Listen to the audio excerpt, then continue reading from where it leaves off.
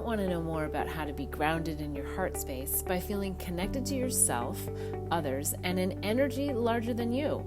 Hear James's insights on how to bring loving energy in through the art of heartful living.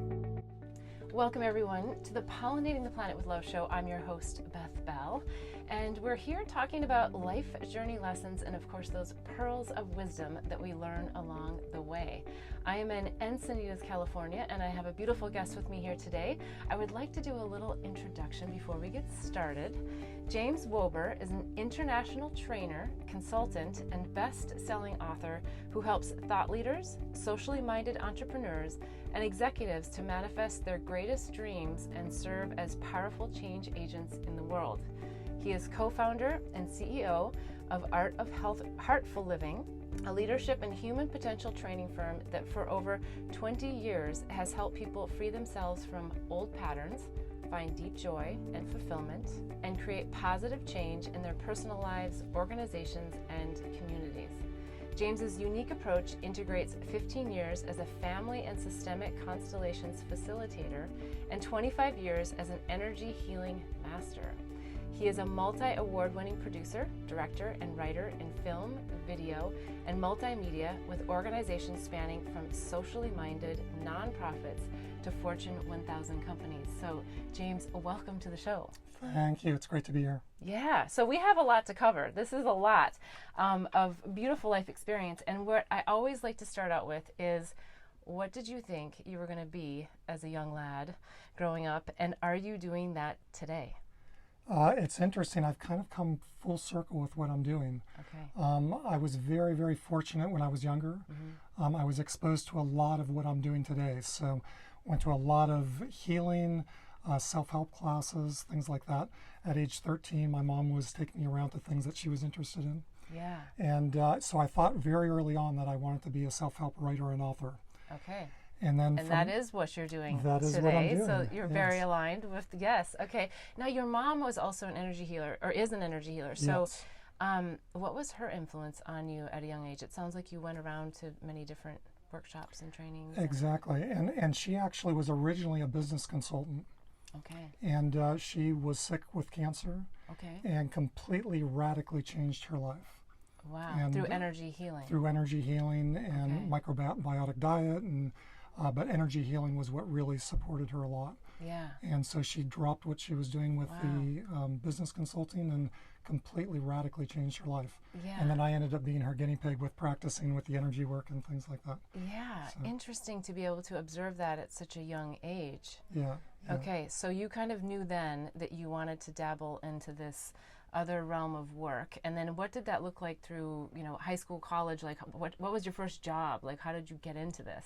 Yeah, helping build houses, things like that. Yeah. I did a lot of odd jobs. I was always doing entrepreneurial things. I started a therapeutic roller company, making yoga bolsters and things like that, and starting different jobs. Worked for a publishing company for a bit, and for quite a while for about 9 years, did a lot of multimedia work. Okay. So I went to film school, did directing and writing and producing, and kind of worked my way up in that industry. And it was really, really a rough industry. I actually finished out my work with that, helping launch a tech company, and that completely burned me out. We did really well. We got rounds of funding, and I just got completely stressed out, and my life crashed against a wall with relationship, with my health, and with work all at the same time. Yeah. So I just interesting how that happens, isn't it? Yeah, that we have exactly. to take the crash, and so you knew all about energy during this time. So. What was it? So the crash kind of made you go back to the energy work, or and were you not sort of pulling through your knowledge through that period of time in your life because you were just busy doing, or how did that play out? It just that was the what everyone was doing. That's you just worked nonstop, and that's how you became successful. And so in my mind, I was doing the right thing. I was really applying myself, and it was going to bear fruit. And I just realized through the crashing and burning, I really needed to take care of myself. Fortunately, I'd made some money, and I spent almost a year just convalescing and following things that I was interested in. So I was doing the energy healing work, I was doing yoga, I was doing things that really sustained me and my soul, and which was very, very helpful. Yeah. And then I started teaching with that, and I realized, I like this. This feels good. It feels good to my body. I'll do this for a bit, and then I'll get back to the multimedia work. We'll start another company or something. And I just decided to never go back. That was almost 20 years ago. Okay. And So, any pearls of wisdom, looking back at that time for other people who are sort of at that edge where they know that they want to make a jump and they may be coming to that crash, but they say, let me stop this. Any pearls of wisdom that come to mind to share as to how people can do this? yes, stop before you crash. Yeah, good advice. Right. Yeah, I think, it's what we experience in Western culture. We drive ourselves. I mean, look at how many phones, and we just have tech around us all the time. And we've gotten used to that being the norm. And so for me, the message was, that's not the norm. That's not what our bodies do well with. Yeah. So it really put me on a track of shifting that. And I still get reminders. I can be someone who likes to get things done, so my body. The idea with the work is to really tune into the body, notice what's going on. When are we getting the signals early on before we go through a crash that we're not doing what really serves us? Yeah. And in that we're not really doing what serves other people as well. Yeah. We're not role modeling well. Yeah. And the work that we're doing is, even if we're creating a certain product or service, really what I believe that we bring out when we do work, like you with your show, is we're bringing out heart, we're bringing out soul, we're bringing out connection, the things that really matter. And we can't do that when we're stretching ourselves too thin. Yeah. Yeah, I think that's really a good point and a good pearl. But people find themselves really stuck, being stretched really thin. So are there techniques or tips that you can think of that really help people pull out of this? And it's so unique and individual. I mean, I don't even know if I could answer the question specifically, but how were you able to do it? At that point in your life, so you're up against a crash. Like, how did you pull yourself out and just walk away from it and take that year? Because not everyone can sort of take a year. Right. And for me, again, like you said, for every person, it's a little bit different. Yeah. For me, you have to address it on every level: physical, emotional, mental, spiritual. Having a daily practice. For me, meditation is very, very important. I do energy work on myself, so as part of the trainings that I do and the private consulting, there's things that you can do with self-care that just 5 minutes, 10 minutes a day, working on our heart. There's certain techniques for providing space for everything that we're feeling, because we tend to compartmentalize, and we're going through a certain dynamic that feels uncomfortable. Like, well, I'll deal with that later. I need to work now. Or, like, I don't want to deal with that in a relationship because I don't want to stir things up. So we find ways of not doing that. So for me, that's the main thing, is having practices, and then also really noticing when I'm being my full self. And when I'm pulling back and trying to compartmentalize. And what's coming to mind as you're saying this is, don't fear the feelings. Right. Exactly. Like really feel into whatever's coming up at that point in time. But we're trained, as you just said, to not really do that. It's like you just kind of work hard, and get the job done, and don't get too emotional, especially in the corporate world, where we're not really rewarded for sort of feeling something. Now, I'm familiar with some of your work, ancestral constellation work. We have done and experienced that together, so that's fascinating work, and I'm very familiar with that. How did you get into that specifically? Because you went from knowing some energy work, and I want to talk more about the energy work, because not everyone is familiar when we say energy work, sort of as a blanket, what that is. Or maybe we should start there. Maybe we should start with the energy work, because I think that came first. Yeah. Okay. Right. And so again, I learned from my mom originally, and she ended up, she's an amazing energy healer, just naturally gifted. She was actually doing that in her business consulting, just through connection and role plays and things like that. Is that but like really, Reiki energy work, or like, Tai Chi, or like what kind of like? there's so many different forms. It's intuitive healing. Okay. So Barbara Brennan, Donna Eden is a well-known name in the field with it. Um, for me, my belief with the work is that we all naturally are giving and receiving energy all the time. So when we're having a bad day and we're feeling challenged and then we contract, you can feel it when someone does that. Yeah. And when someone's radiant and joyful and really open, we can feel that. And that's literally exchanging of energy. Yeah. We have bioenergetic fields and we're constantly giving and receiving energy. Yeah. So the energy work is just a way of becoming more conscious with that. Okay. It's a number of practices that allow you to focus energy, to recognize in someone's system where are they not allowing them, so where do they have old traumas and wounds, and where are they blocking the flow, and how can you support them in opening that. Yeah. So there's many different ways, it can look many different ways. Yeah. And that's kind of the core of it. Yeah. So would you say that you work on the meridians, or not, or the auras, or a combination of the chakras, or the combination of all of it together? Depends on who I'm working with. Like if I'm working with organizations, then I use languaging. That's very much about connection. What are you noticing with what's going through you when you're working with a client? Things like that. So just becoming aware of bodily sensations, soma, what's going on with emotions, how is it impacting our belief systems about ourselves and others, our communication skills, leadership skills, and so forth. Yeah. So I can word it in that way. And in truth, what I'm doing is I'm focusing in on the energy field of someone else. Yeah. I'm recognizing the dance of energy between them and their relationship, or them and the organization, because these very complex dances, dynamics show up in an organization that all relate back to the leaders, the main stakeholders in the company. But it's basically reading like where are we holding and blocking energy and where are we flowing more. Yeah.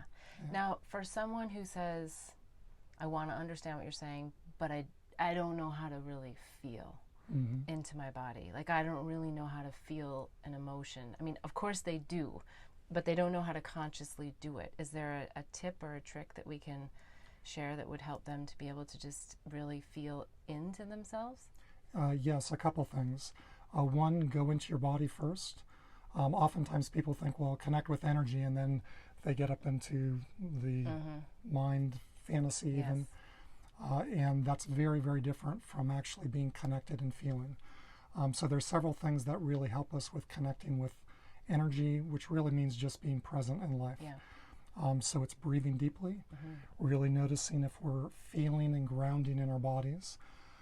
Yes. They breathe as you say it. Yes. Exactly. I like that. Exactly. Being present, being connected with ourselves and with one another, and noticing just like when we're having dialogue, what do we do in our bodies? Like someone says something, and do we contract in our heart a little bit? Do we pull up and disassociate a little bit? So it's really, the main thing is noticing where we're at with bodily sensations, connecting, being in a state of flow, so just allowing and relaxing. So I do a number of different guided meditations that help people drop into that state of being, a state of flow. And that's a great thing to practice every day. Well, and I think it's something you can practice in any moment that you put your intention and your awareness to it. Would that be a fair statement? Yes, absolutely. Getting out in nature and connecting with people is another thing that's really important. Well, and I'm the flower whisperer, so of course I love the flowers to do that. Okay, so you go from energy work to something totally different but yet very connected, which is this ancestral lineage work, right? So we have our own energy, but we also have the energy of our ancestors. And I think a lot of people, especially in the United States, don't necessarily think about that. They think about the genetics that they got from their ancestors. They think about maybe the stories, but not really in energy terms. So how did you get from energy to ancestral constellation work? So we started a school called Art of Heartful Living, and we had a fantastic teacher named Scott Bader who does constellation work. And early on, when we started the year-long program, we had it in a different format before then, but Scott came up and said, hey, I've got this fantastic work. I think that you'll really love it. Do you mind if I just teach it in one of the classes? Yeah. And so we had 3 teachers at one point, 6 teachers at another point.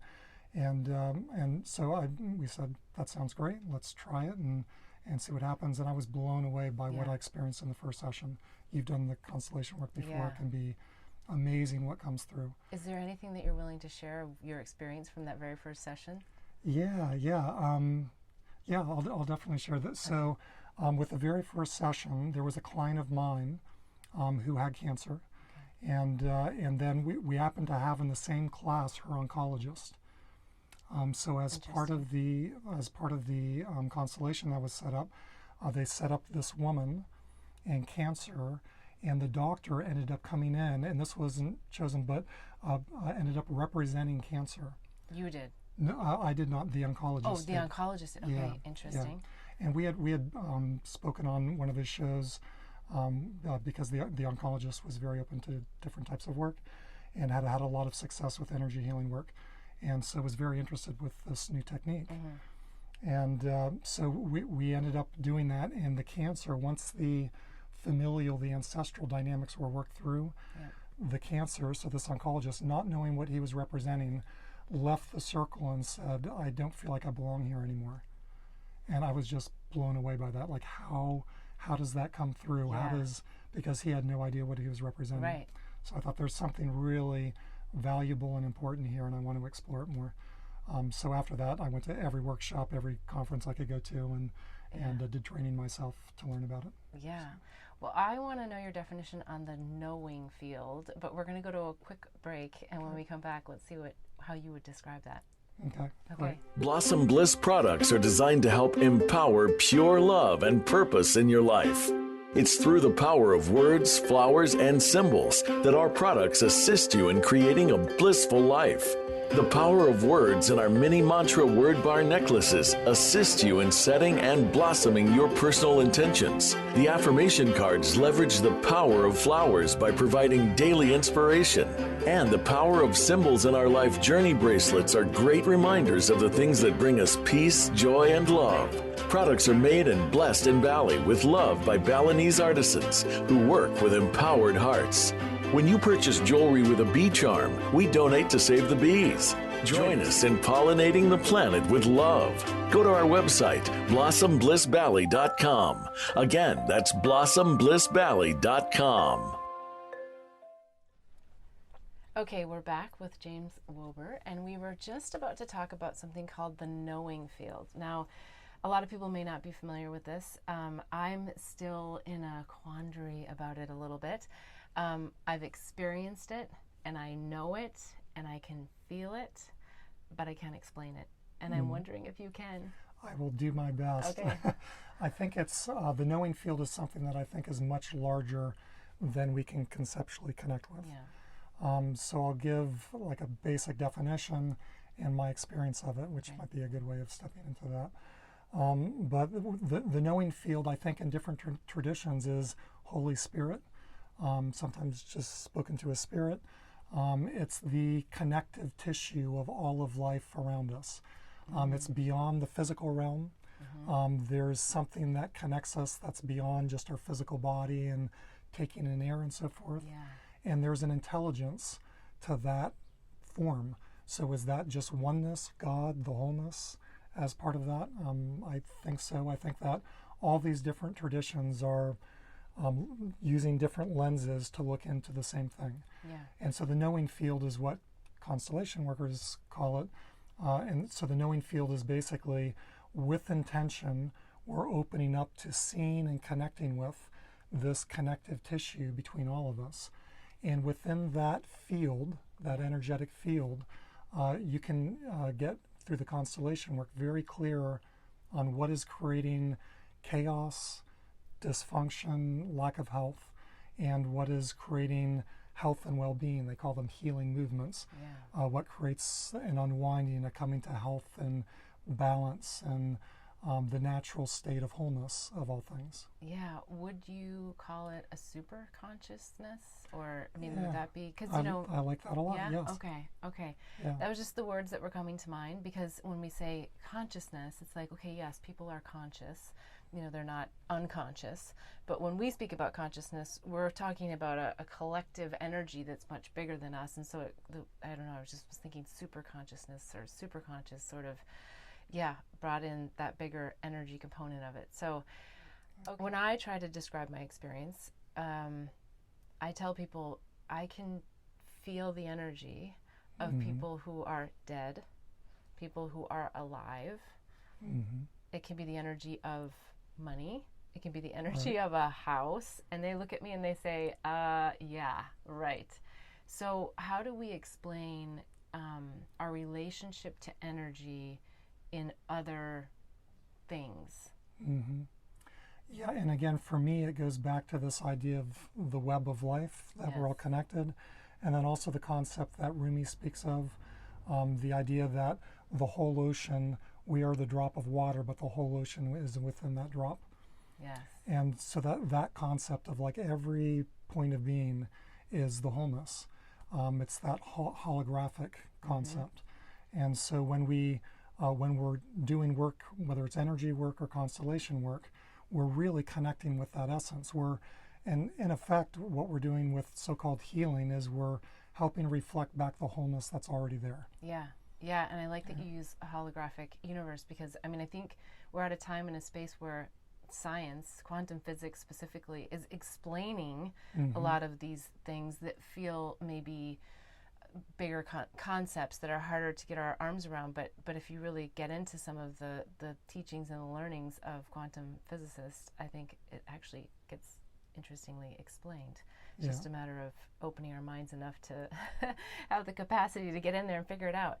All right, so why do you think people are resistant to going into some of this energy? Because there's a lot of people probably intrigued listening to the topic, but that's not for me, or I don't really want to know. Right. I think for a couple of reasons. I think one, it's just frame of reference. People grow up with, we're told a lot that we are objects, that we are, that we impact things through like a billiard balls. This impacts this, impacts this.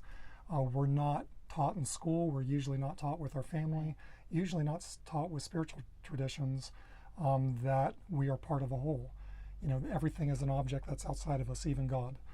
And so people aren't used to it. So when they, the idea of connecting with something that's beyond the physical body and beyond that, like even emotions can be difficult for people to grok. So especially with energy work. So I think it's frame of reference. And then I think the other part that's there for, I think, all of us as human beings is when we go into the unknown, when we go into uncomfortable dynamics going on within us, there's a part of us that wants to shut off to it because it's painful, because it's difficult to connect with. And so it's easier to just push something aside. Like if someone's inviting you to actually feel, to actually connect with what's going on in your body, we actually feel a lot within our systems. And I think a lot of that is we get used to avoiding things as a way of getting through life. That's an interesting way of putting it. And I also feel like, as you're saying this, it's our attachment to our stories.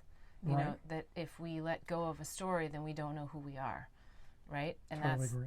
That's I think a challenge for a lot of people, because we don't want the stories sometimes, but then we want the stories because we don't know what to do without them. And my experience has been in observing myself and many others that they're able to like somehow miraculously let go of aspects of their story in this constellation work, like sort of magically. Yeah. And what I always say with the energy work and with the constellation work is it takes an enormous amount of energy to hold a block in place. Naturally, everything is flowing. So you give people just a little bit of opening, a little bit of reflection of dropping in and really feeling what it felt like with the connection with the Father, for example, or recognizing, wow, I'm really replicating this pattern within the family. I can see it in my behavior, I can see it in what I'm feeling in my body, and it's not working for me.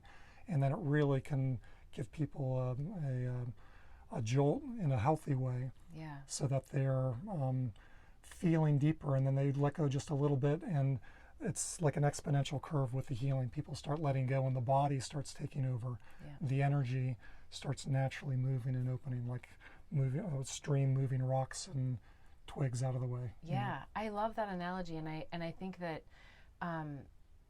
what you just said at the beginning of that segment was it takes more energy to hold the block, right? Yeah. And another thing you said that I really liked was really that our ancestors, we don't realize what we pick up from them. Like, let's just even say our mother and our father. So as a small child, we're learning love, right? Like, we come in knowing unconditional love, but then we get programmed with this idea of what love is, and it becomes very conditional, right? So the work that you do is so amazing, because I think it brings us back to the simple thing of love. You know, what is it? How is it? When we do this work, do our parents have to be part of this constellation? You know, I mean, I know the answer, but I'm curious for you to share how that works. You know, like if I'm doing work with you, then my parents aren't there, but we're representing my parents. Like, how does that work? Do they have to give us permission? Well, and obviously you're meaning physically there. Yes. Because we're always connected with our ancestors, with our parents. So we have permission as part of the system to do work on what is our relationship with the system. So what we would not do in a constellation is try to fix. In fact, that's part of the dynamic that can really show up as creating chaos and dysfunction within a family system, communal system, organization, is when we're trying to fix that which is out there. So we don't want to do that with the dynamic. So as long as we're not trying to fix a parent or someone else, we can, if we show up to work with our own relationship with that and recognize that the solution for us is within us, then that's a good place to be moving forward with the constellation work. Yeah, well, interestingly, yesterday, that was my whole problem, right? And in my constellation, I kept wanting to fix the other person. I wanted to be responsible for the other person, and it was really just about understanding my relationship to that situation, that energy with someone else, and allowing myself to let go of that connection, right? Right. And so I guess the other point that I wanted to get to is oftentimes we have these patterns that you spoke of, but they're in our subconscious mind. They're coming from another place. It's not about shifting blame, right? It's not about being a victim, but it's about the awareness that you bring that we might be playing out a program that's not even ours. Right? Exactly. Can you speak more to that? Because I think for me it takes away some of the fear factor of, you know, feeling people that might feel like, oh, I'm going to be exposed, right? Because you're not just looking at you. You're really looking at, how did I get programmed to be who I think I am? Right. Yeah, I mean, there's ways, as children, we're so tuned in to our support network. And so if we're not getting the love or the safety that we need, we'll do all kinds of things to change our behavior to try to get that, including enmeshing ourselves with unhealthy patterns and dynamics. And so it's very, very common for children, if not, I mean, common might be too light of a word, ubiquitous. Yeah. That's what we do. And it might be also how we evolve. You know, like we grow as these larger communities by dealing with these patterns and issues as humanity, as a planet, as a community, as a family. And as we work with our own pieces, we then heal that, and that impacts the circles that we're part of. Let's talk more about that, because when something shifts in me, or whoever the receiver is of a constellation, it does have an impact on other people. And how is that possible? Because we're not fixing them, but we oftentimes can see a shift in them as well.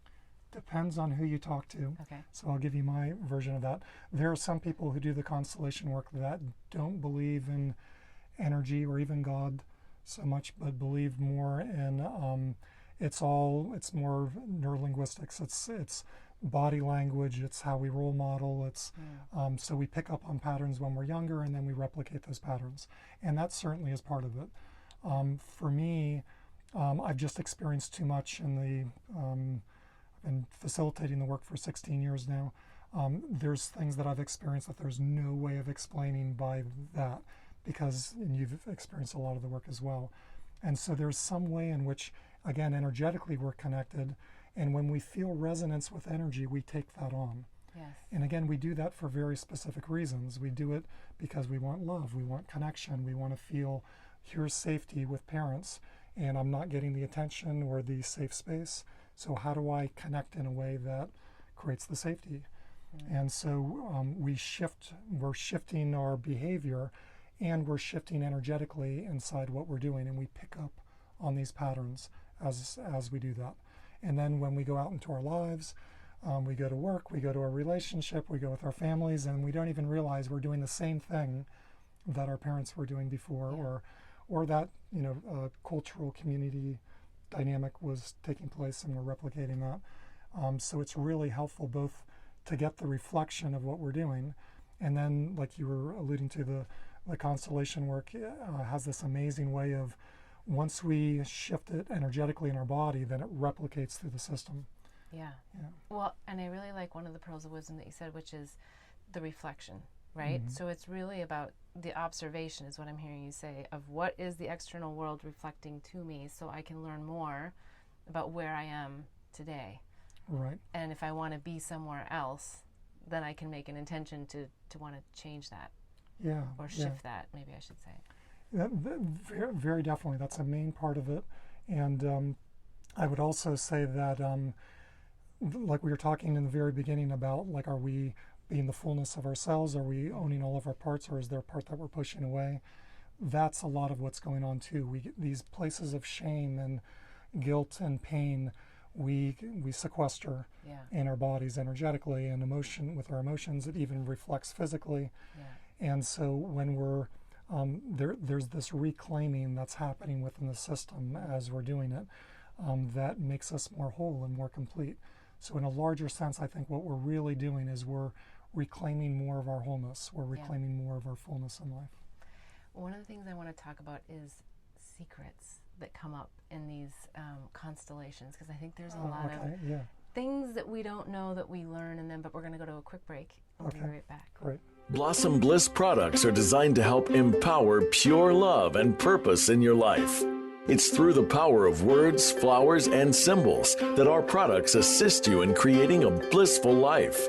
The power of words in our mini mantra word bar necklaces assist you in setting and blossoming your personal intentions. The affirmation cards leverage the power of flowers by providing daily inspiration. And the power of symbols in our life journey bracelets are great reminders of the things that bring us peace, joy, and love. Products are made and blessed in Bali with love by Balinese artisans who work with empowered hearts. When you purchase jewelry with a bee charm, we donate to save the bees. Join us in pollinating the planet with love. Go to our website, blossomblissbali.com. Again, that's blossomblissbali.com. Okay, we're back. I'm with James Woeber, and we're talking a lot about your work in energy, whether it's healing energy or constellation work. I think there's such a huge overlay, but what I wanted to get into were secrets. So I've witnessed a lot of secrets that have come out during these constellations, and should we be scared to uncover these things? No, I think just the opposite.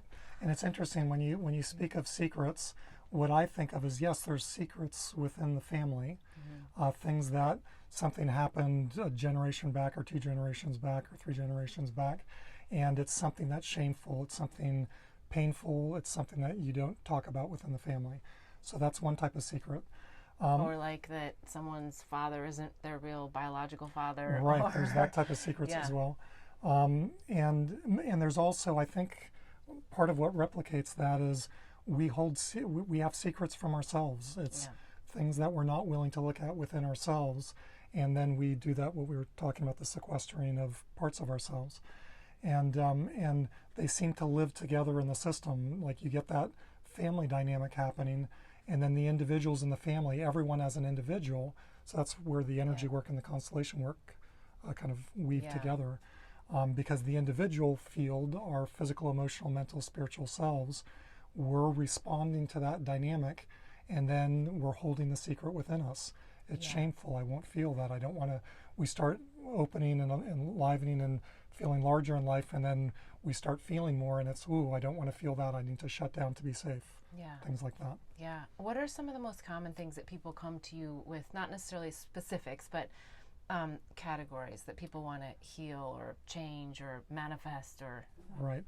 The two main ones, and it might be in part because I work a lot with thought leaders, social entrepreneurs, executives, so people who are already, they're leaders in their fields. And but I think this is probably holds true for the general population as well. They come in interested about money, and they come in interested about really connecting more with what is my life path, what is my soul calling that I want to bring out. I feel like I'm on track in some ways, but I want to be on in other ways, or I have a new project that I want to do, a new company that I want to launch. It feels like a new part of me that I'm bringing out. How do I support that? What are some things that I need to be watchful of? Things like that. Yeah. Well, let's talk about money. Okay. Everybody likes to talk about money. How do you help people with money? Like what would, so if someone's not making enough money, or what would people come to you for, and how could you shift them?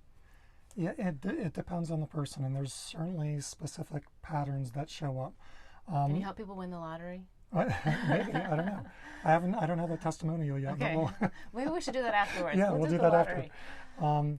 With money, the dynamic of money is generally not about money. You know, it goes back into there's oftentimes when you look at the family dynamics with it, there's an entanglement that exists where connecting with love, connecting with flow and our own power means also connecting with the trauma, the wound that happened. So is it more you think about power?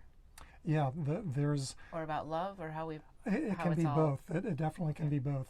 And it depends on the family dynamics that are there. Common patterns within the system. People tend to be ungrounded. They're not feeling themselves in their life, and they're trying to operate more from the mind. They're functioning from that place. If they do have energy coming down through their bodies, they're running energy on the outsides of their legs, not down through the center of their body. Okay. So they're not going through the feeling centers. They're not going through their sense of, like, we hold a lot of shame down through right below the navel and so forth. And they're not grounding as part of that. So you can see that show up with the energy work as part of the patterns of money that generally are there. Interesting. Well, I'm going to just share something, and then I want your opinion on it. So I've been sharing what I call the Pollinating Love Mudra, and hopefully by the end of the show you'll do one with me. But what I'm learning is the connection of energy, but as I'm reading more and learning more myself, it's about this coherence of the heart and the brain, and that we've got 40,000 sensory neurites in our heart, right? So it's all about this energy connection that you're talking about, and bringing us like deeper into our core and into our physical bodies, but in an energy way. So is there anything that you would share on the heart and brain connection, and how, from an energetic perspective, how that works and how that can benefit us?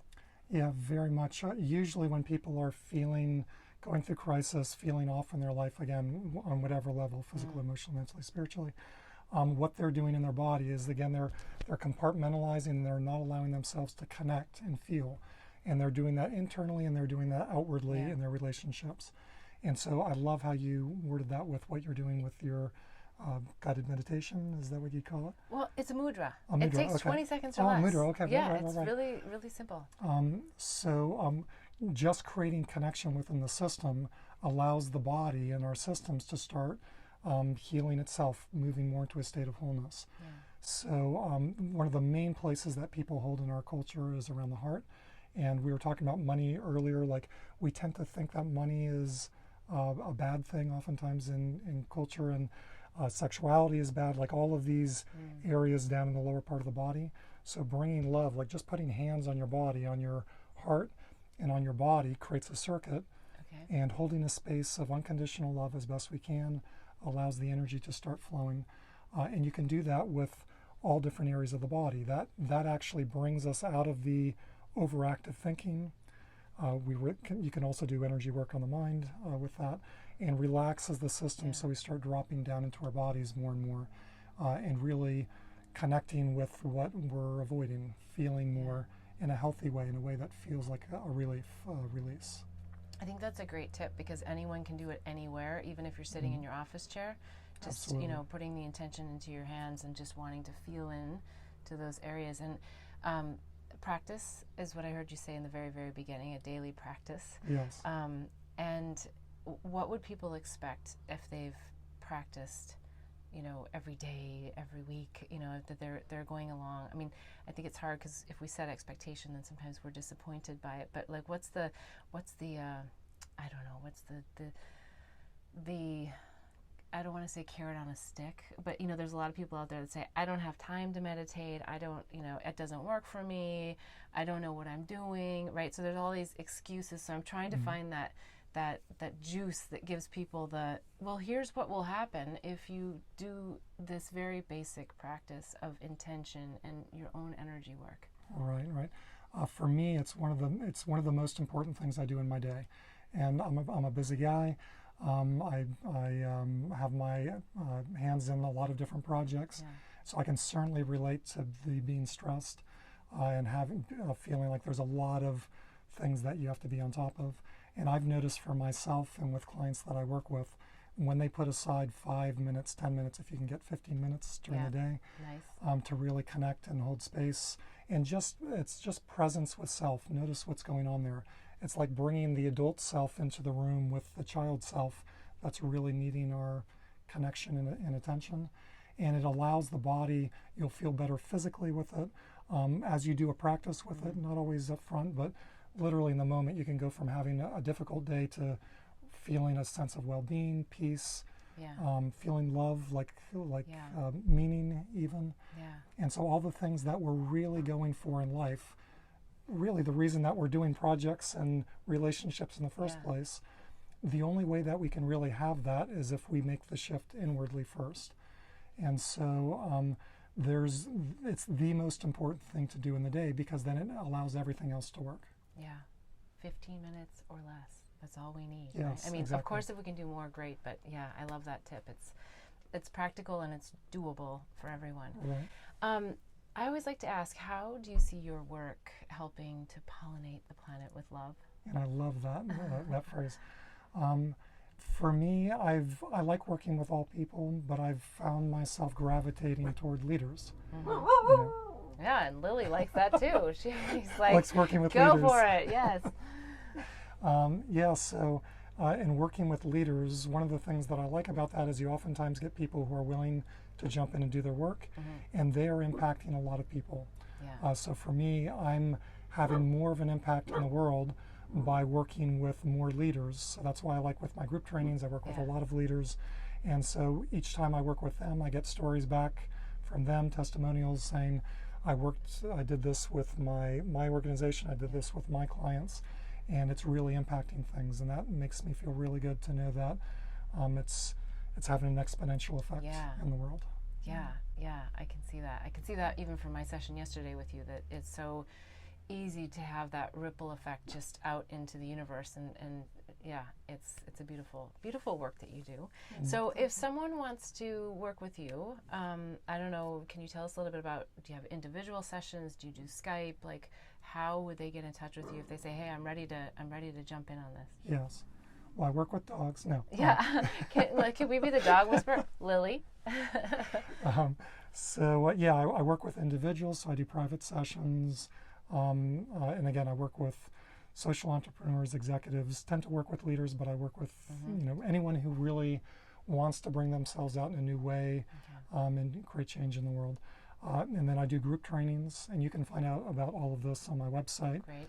I'll put it in the links below, okay, but what's the website, just so we have it? www.artfulliving.com. Okay, so A-R-T of Heartful, because I kind of stumbled on that in the beginning. Yes. So Heartful, I love that. Yeah. Heartfulliving.com. Okay. Yes. And then so do that work, and then work with organizations. So I'll come in and work with them individually with leadership team and so forth. Yeah, so if you're in an organization and you're feeling like you want a little bit more centering, he's your guy to bring in to the executives to say, hey, let's change the whole organization. Let's not just do, onesie twosies. Let's go in and just get the whole culture shifted. Right, you can make incredible change within an organization in that way, and change the impact that you're having on the world, and change the experience that everybody is having on your team. So, yeah, I love that. Okay, so any other social media that they should be following for you, or ways to connect in? Yes, on Facebook, Instagram, Twitter, and so forth. And just to mention, you had mentioned with long distance, a lot of my clients, because I've done trainings around the world, a lot of my clients are in other locales. So I do work with Zoom or Skype. You can actually do the constellation work on Zoom and Skype as well, in a different format. So I do all of the work that I do in that format as well.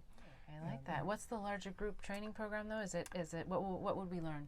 So with the larger group training program, it's basically helping people to do some of what I do with them, so that they're learning the tools and techniques with themselves and those who they work with, to release these patterns, to recognize how they're showing up in their lives and in the groups that they're part of, in their families, even relationships. And then a number of techniques with recognizing how you can use this focus of energy and awareness of what dynamics are going on to impact change as leaders, to change our management style, even with sales teams. I work with a lot of coaches, people who have clients, and they're working one-on-one. So it gives a whole nother toolkit for working with them. And it's amazing once you bring that online, even if you're already a good coach, do NLP, different techniques like that. Once you bring in this this knowledge, this way of being in the world and way of connecting and seeing what's going on with the group, it opens all kinds of doors with how you can work with groups. Yeah, and I would imagine that one of the benefits is that you're jumping into a group that's very conscious already. Yes. So the energy collectively, your teachings, but also just everyone that's there, it sounds like a great opportunity to learn a lot. We get great groups. I love the groups who form. And one of the main things, it's kind of a side benefit, but one of the main things I hear people say about the courses is that they make best friends. Like people connect so deeply. So there's a sense of community within the group and being supported in the things that are really important to us. Wonderful. All right, well, before we close out the show, would you be willing to do a pollinating love mudra with me? I would love to do that, yes. Okay, it's probably 20 seconds or less. Okay. So it only requires 4 things: your heart, your hands, your eyes, and most importantly, the intention to give and receive love unconditionally. Great. Okay. So here's what we do. We take our fingertips, put them together, and then we put our wrists together, and then we have a little lotus flower. Okay, so we take the little lotus flower, put it up to our 4th chakra. I like to just make contact with the breastbone just to bring that intention in. And then I like to just close my eyes for just a few seconds and think about someone, something, someplace that makes me feel blissful, joyful, happy. And when you feel that in your heart, I'd invite you to just put that into the lotus flower. And I often feel the heat between my hands, as I'm sure you probably do too, being an energy worker.